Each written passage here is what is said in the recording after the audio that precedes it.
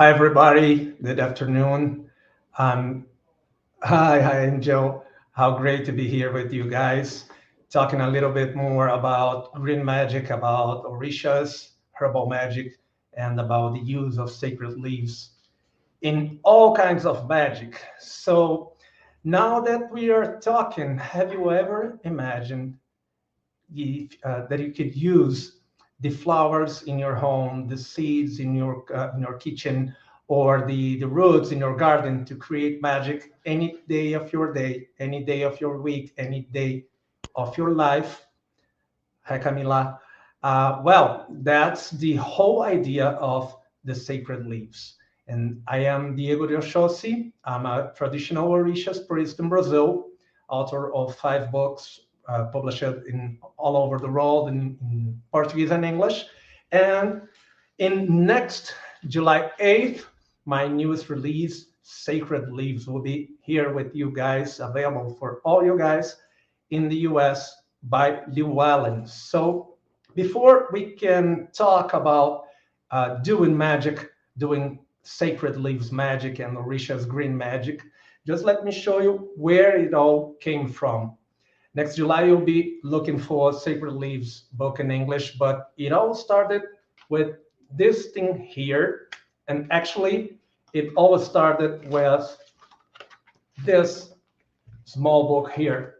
It's called The Power of the Leaves, the first edition in Portuguese. It was my first book in Portuguese. And here is where all the magic began. So I wrote this book a little about 4 years ago, and well, magic happened, and it became a three book series in Portuguese. In last year, I met people from Llewellyn, and now it's becoming a huge edition in English. So I want, first of all, thank you everybody who's here to learn a little bit more about Orishas magical herbal magic, and thank you all editors and all the team of Llewellyn.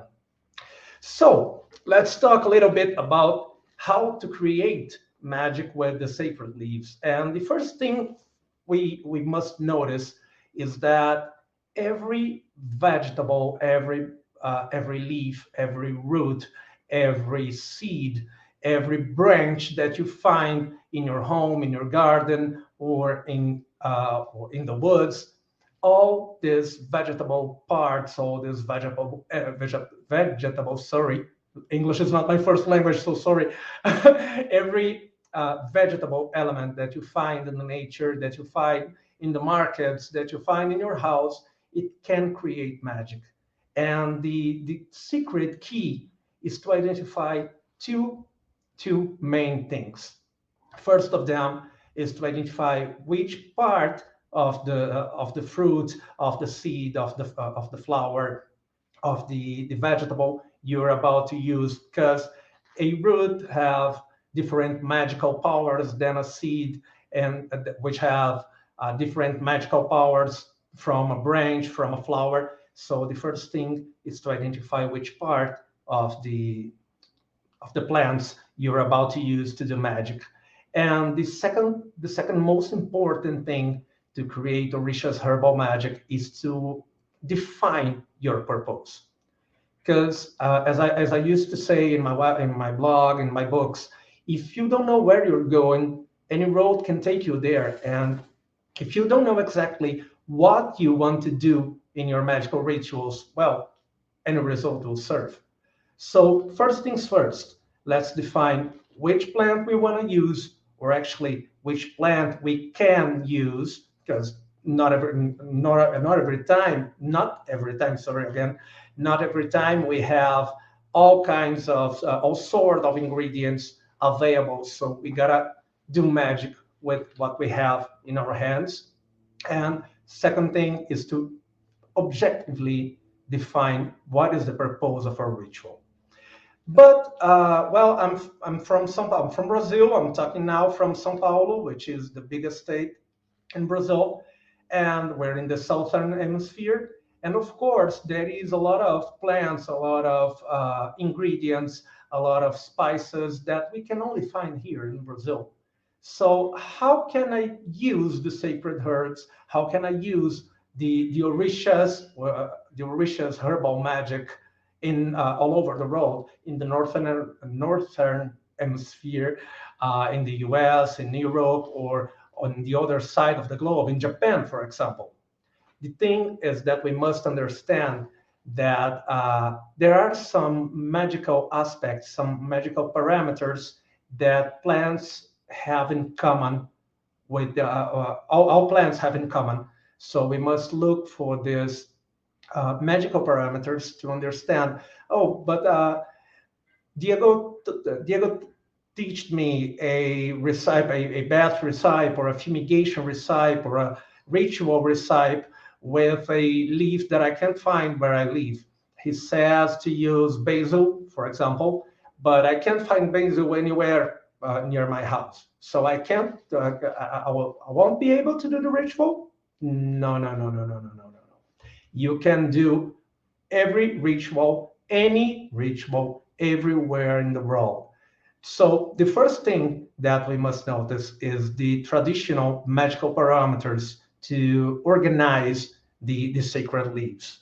And the thing is that when we're talking about science, when we're talking about biology, the plants are organized in the taxonomical scheme, which will define the family, the genre, the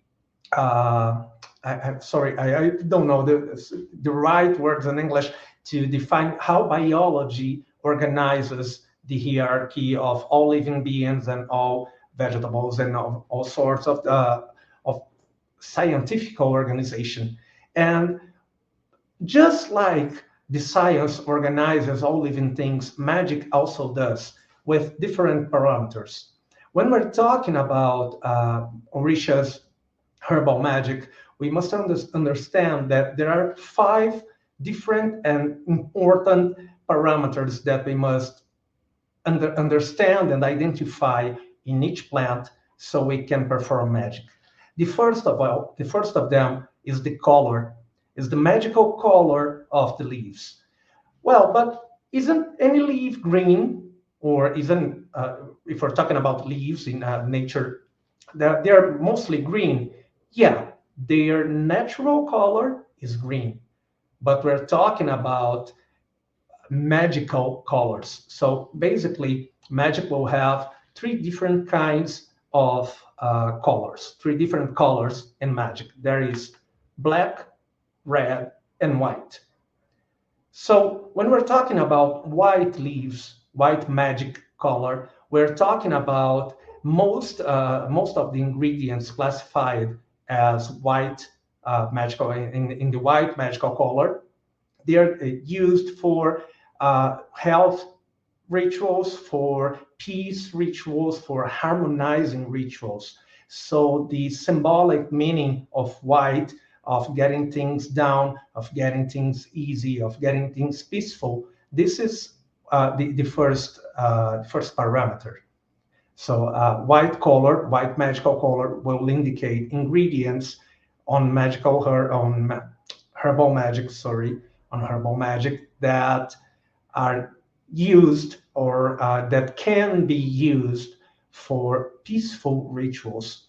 The second color would be the second magical color in Orishas herbal witchcraft would be the red color. So all plants classified as red will be considered to be active, to be intense, to change one energy from to exchange one energy from another, to create action. So when while the white ingredients, the white magical color will indicate the stagnation, the peace, the slowing things down. Magical red color, magical red ingredients will indicate action, movement. So what do I want to do in my ritual? Am I creating a ritual to calm things down, to achieve balance, to achieve harmony, to achieve peace? Or am I creating a ritual to put things in movement, to put things in action? Hi, Megan, you're not late. I just started. So As I said, the first major point for creating Orishas herbal witchcraft, for performing Orishas herbal witchcraft, is to define your object, your goal, your ritual's goal. Because if you want to count things down, to settle up, to harmonize, you will probably be using white ingredients. Magically speaking, the first parameter of classification of the herbs, the magical color, would be white. No, I'm creating a ritual to put things in action, to achieve something, to move one energy from the energies from one place to another. So you will probably be using the second magical color, which is red. And there is a third magical color, which is black, that we don't usually use in Orishas herbal witchcraft, as we consider to be the harmful plants, the poisonous plants. But of course, just like every medicine, uh, the secret of magic, just like every medicine, is in the measure. So there are a few black magical plants that we can use to achieve nice and good and well positive objectives. As I said, we have 5 parameters. The first of them is the magical color. The second of them, to understand and to choose which plant we want to use, which leaf we want to use in our rituals, is the shape. Because as everything in the universe, Orishas herbal witchcraft is all about balancing your ingredients, balancing the energies you're going to mix up in your ritual. So we're looking for a balanced recipe. We're looking for a balanced recipe, and we need to have male and female ingredients. We must have positive and negative energies in the same recipe, so we can get this universe in balance during our rituals. So we are talking about shapes of the leaves, and the shapes of the leaves will be divided in male shapes and female shapes. But how do I identify if a plant is male or female? How do I find if this classification, and how do I choose the right ingredients, the right plants for creating this balance? This balance. Major point is that female plants will be identified by rounded form, so just like a heart, just like a circle, just like a uterus. The female plants are round shaped, and their texture is basically softened than the male ones. And in the other hand, when we're talking about male leaves, male plants for balancing our ritual, we are talking about long point shaped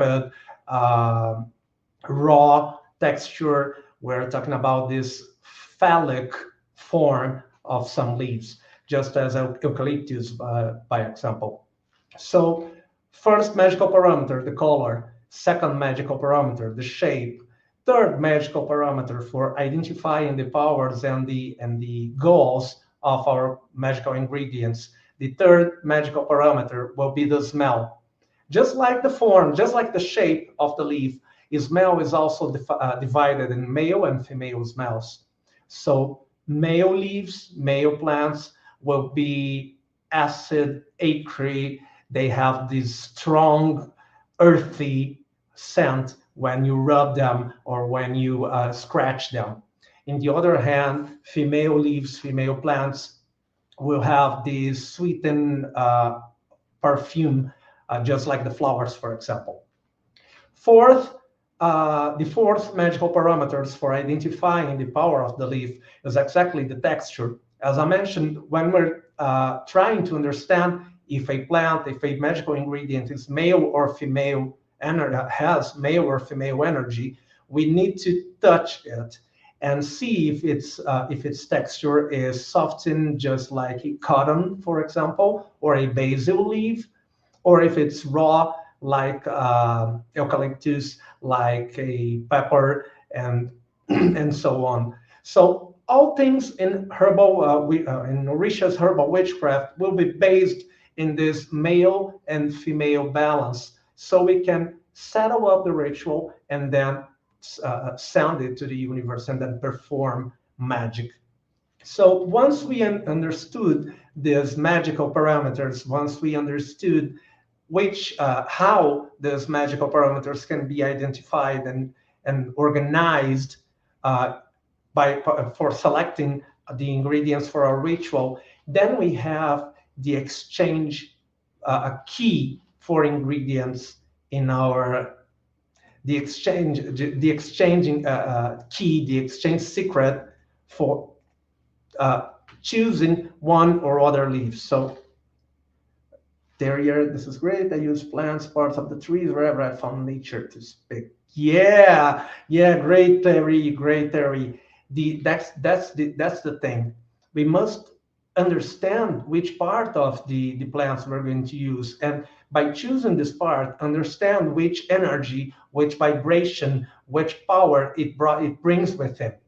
So if you don't have if you have a ritual recipe that says you must use basil, for example, for the ritual, but you can't find basil anywhere near where you live, you can look for these 5 magical parameters and to your plant dictionary. In the Sacred Leaves book, we have 365 plants identified by these 5 parameters. So you can look there, and well, basil is a female, is a white plant, female energy, round shaped, soft touch.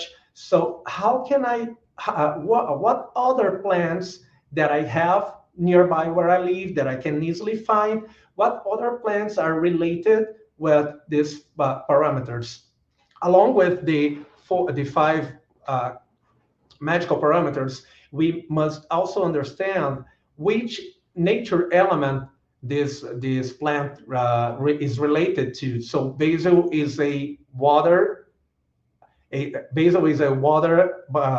water / air related. So it's ruled by the water element.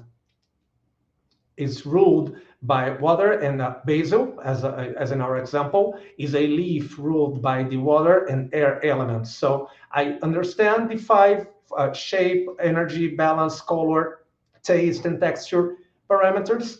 Now let's check which nature element rules this leaf, and least but not least, which is the regent orisha of this leaf, because we in African traditions, in African magic, we basically have 16 families of orishas, 16 families of gods and goddesses that rules every living thing in the universe, and that rules every single plant, every single part of the plant. So just like in our example for taking the basil leaf, for example, we know it's a female leaf because it's soft and touch. It smells sweet. It has a sweeting smell. It's round shaped, and we know it's ruled by water and air elements. Then we know it's ruled by Oshala, which is the African god of creation, and it's also ruled by Yemaya, the African goddess of oceans and of motherhood and of all things that are around it. We have these parameters, we have this information, but we don't have a basil leaf to create the recipe. We can easily look for any other. Leaf that is ruled by these orishas, that is ruled by this nature element, that has this shape, that has this magical color, and we can exchange one for another. So we defined our magical goal for the ritual. We defined which ingredients we're going to use, or which ingredients we have. We can easily find where we are. What's the traditional African way of doing herbal magic? There are three basic traditional African traditional forms of creating Orishas herbal witchcraft. The first one is Herbal Bath. I believe that a lot of people that are here that are today with us had already used this kind of magic, this kind of ritual, where you can get a few leaves, get a few ingredients, magical ingredients, and put them in a pan, boil it, and then take a herbal bath. We can take, so the first traditional way of doing Orishas magical witchcraft, traditional herbal Orishas herbal witchcraft, sorry, is the herbal bath. The second traditional way is the fumigation. And in Brazil, we're very used to have some things like this, some dried leaves that we put over a charcoal, a burnt charcoal, and then it creates a smoke all over the place. I've seen some things that some movies and some deeds. I did some research there in the U.S. There is very common to find the sage, the dried sage for fumigation. So this is the second African traditional way of using herbal magic. The first one is herbal bath. The second one is the fumigation, and the third one would be a mixture of it all, because we can have dried leaves that are boiled. They're boiled to create the herbal bath. Then you take that boiled dried leaves and then create fumigations. This is the three traditional ways of using the herbs for Orishas herbal witchcraft. When you take these herbs from the boiled water and you put them to dry, you can powder them and blow it where you want to apply the magic. What we must understand is when we are going to use bath, when we're going to use fumigation, and when we're going to use the powders way of ritual. And what I used to say is that the bath, the herbal bath, should be used in our own bodies, or in a person's body, or when we want to wash things up. So when if I want to clean my house, magically clean my house, I can use that herbal bath to wash the floor, or to pass on the door and window frames and everything like that. Well, that's the right way of using it, boiled or smashed herbal bath.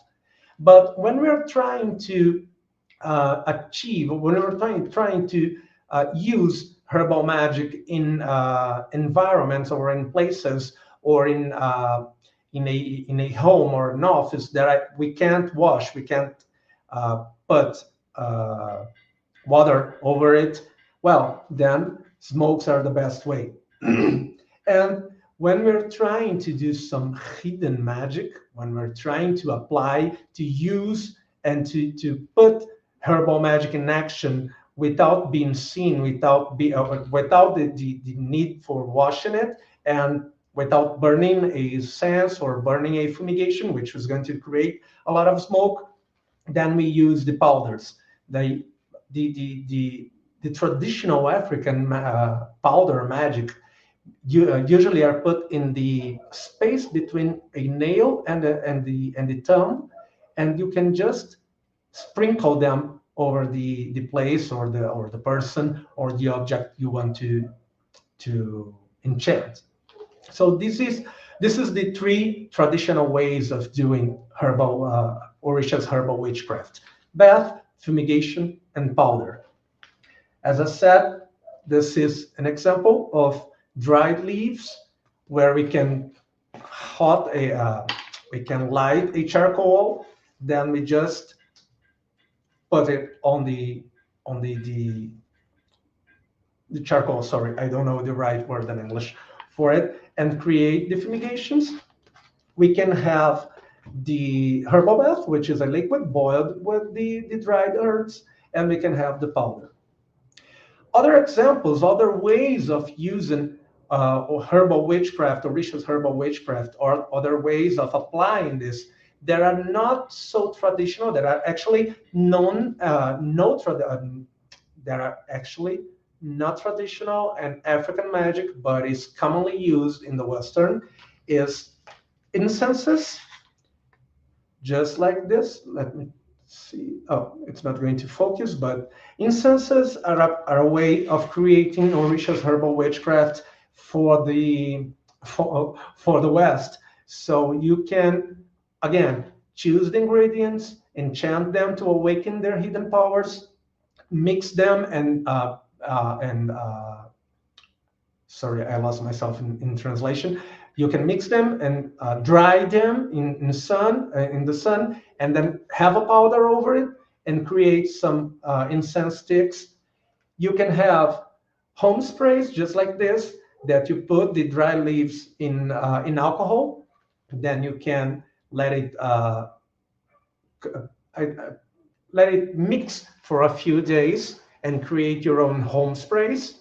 Or we can have some magical ways of just like this. This is an example of a gypsy pot where we have layers of seeds, of grains, of dried leaves, of other magical ingredients that will tell a story from bottom up or from top down, as according to our magical goals, to the magical goals of our ritual.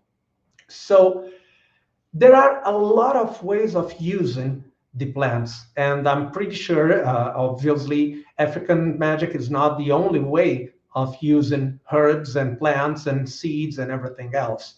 But what's the African secret for creating magic?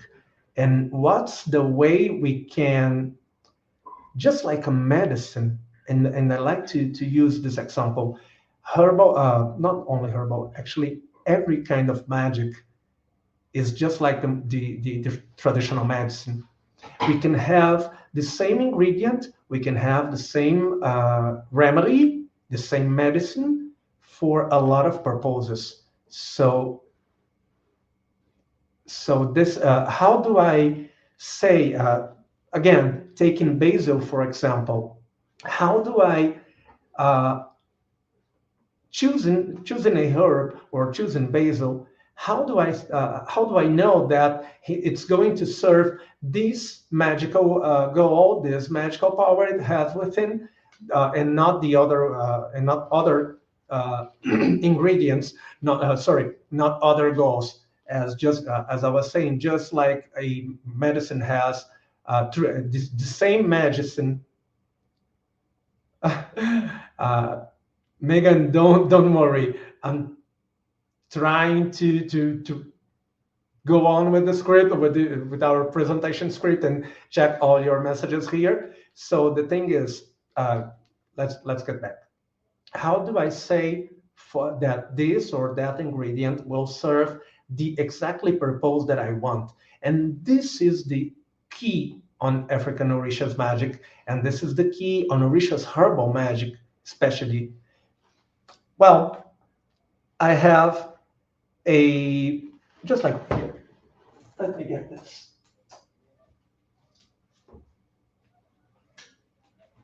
I have this. Oh,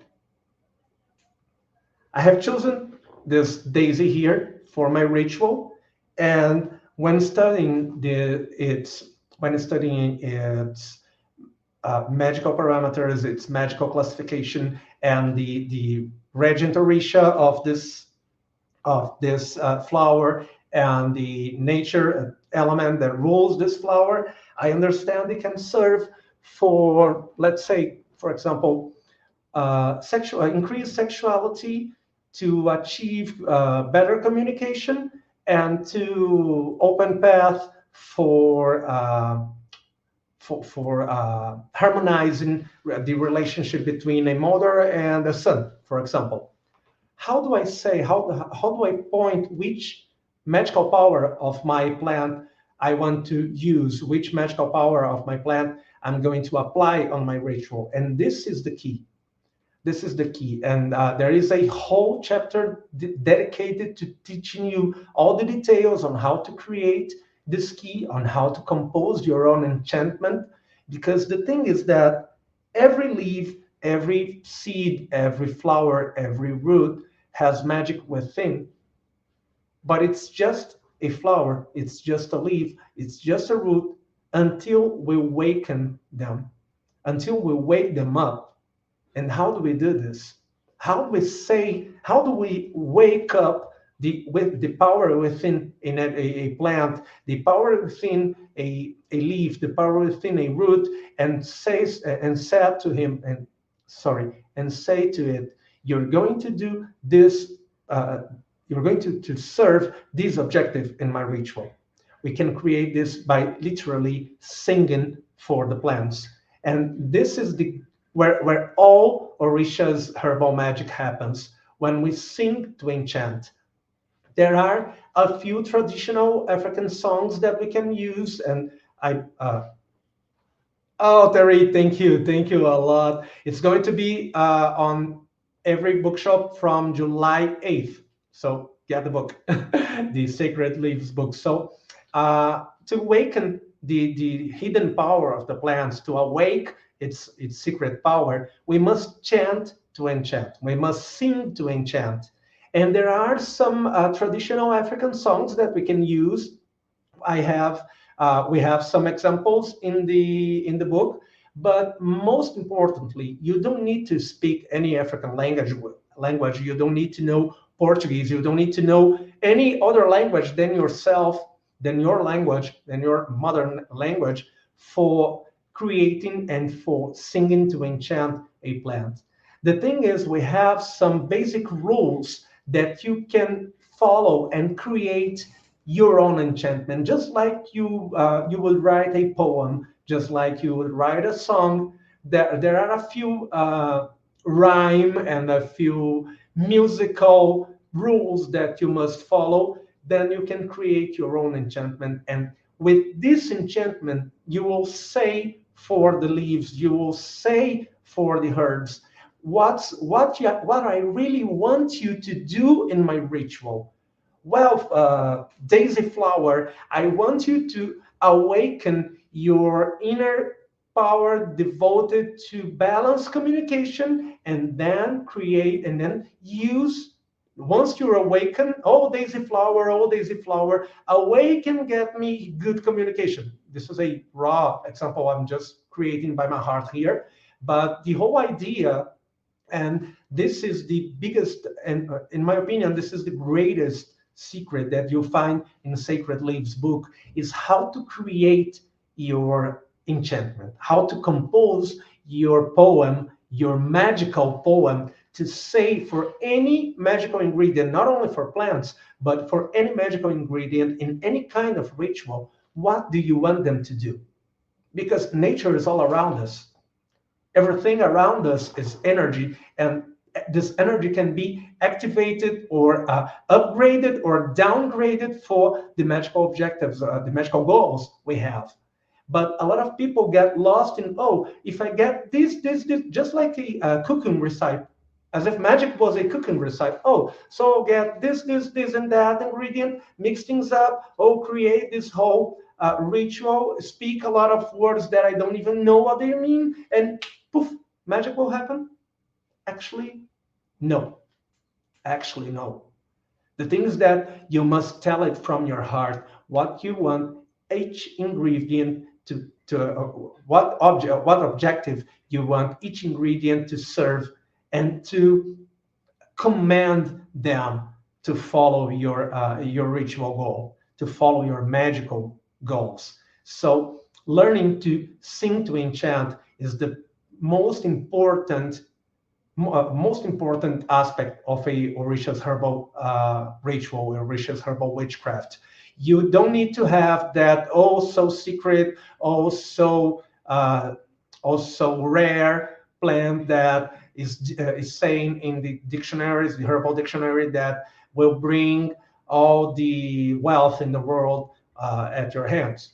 You can have cinnamon, for example, which is a prosperity, a wealth ingredient, and it's a commonly found in each market. Oh, but I'm used to do cinnamon bath. I'm used to use cinnamon in my rituals, but they don't seem quite to work. My rituals don't seem quite to have that amazingly magical strength that really makes my spell result. you're not waking it. You're not wake the ingredients. You're not waking the leaves. You're not telling them how to serve your purpose. And this is the most important thing that you will find in all the rules, all the 101 of African magic, and that you find in the dedicated chapter in Sacred Leaves book.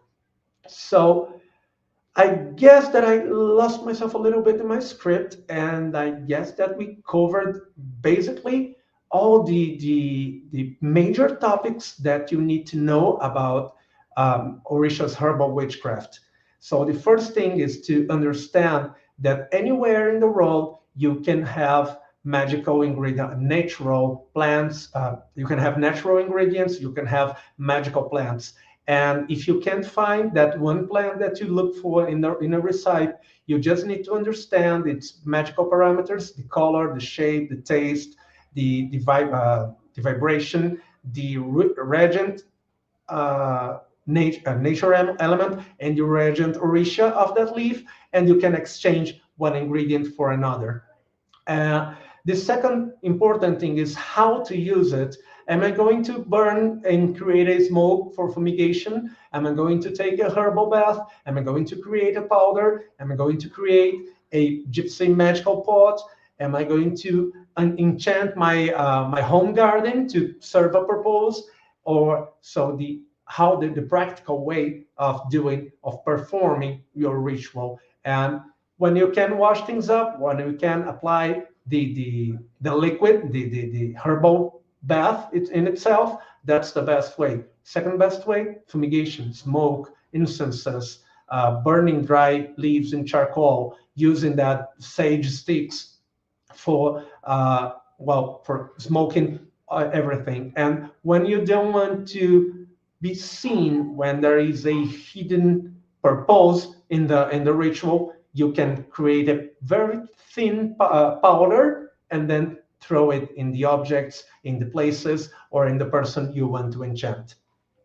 Another another good thing to understand is that we can always transform every day-to-day action, every day-to-day routine in a magical ritual, getting all these magical creation rules, the magical aspects of the leaves, the rolling orisha, the rolling uh, nature element, and all that stuff. And we can, for example, bring this to our day-to-day cuisine for when cooking. We can grab all the cooking ingredients and tell them the what to do. I talk a lot. I'm going to give you space for questions. Megan, Bruce, Tara, Marie, Melissa, Brianna, Terry, Susan, everyone who's watching us. Uh, I guess we have 5 minutes, so questions and answers. Emily, fantastic presentation. Thank you, Diego. This is inspiring. I love the analogy of magic spells to cooking recipes. Yeah, Emily, this is one of the biggest truths in magic. Casting a spell is just like cooking, and cooking is actually a spell casting way. So enchant your day-to-day elements, enchant your day-to-day actions. Then you'll see magic taking form in your life every day. Oh, thank Megan says, oh no, I could listen all day. Thank you again. Thank you, Megan. Thank you a lot for all your support and all your care. And hopefully we can meet in next events. Let me see. April asked, is there such a thing as a non-binary plant or mixed genders? Just wondering. Yes, April, there are mixed genders plants. There are some, they are not so usual, they're not so common, but yeah, in African magic, just as the non-binary and mixed gender for plants, we can also have some mixed genders deities, and we have some both gender deities that can be worshipped in African magic. Jewel asked if I offer more classes. Yes, Jewel. Actually, you can find me online at Instagram at Diego de Oxóssi. I'll leave the address here in the chat, Diego de Oxóssi. But you can always find me on the Instagram at Diego de Oxóssi. You can look for my website, www.diegodeoxossi.com.br. We are just finishing translating all the contents in my website, and we are about to offer online and in-person courses in Brazil for foreign readers, for foreign students. So go there, sign up for the newsletter, and you have all the information for online and in-person courses we're going to have in Brazil.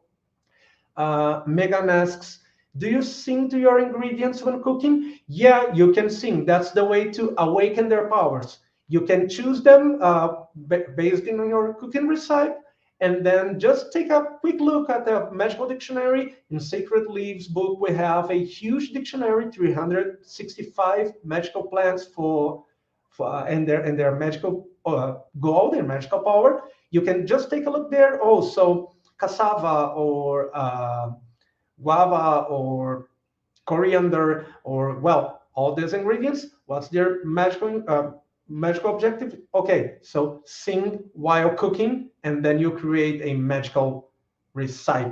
Well, I guess that's our time, and I want once again to thank you for being with me. I hope you have enjoyed being here. I hope you have understood what I said and what I wanted to teach here. And follow me at www.diegodeoxossi.com.br or at Instagram. And on July 8th, there is Sacred Leaves book in your favorite bookshop.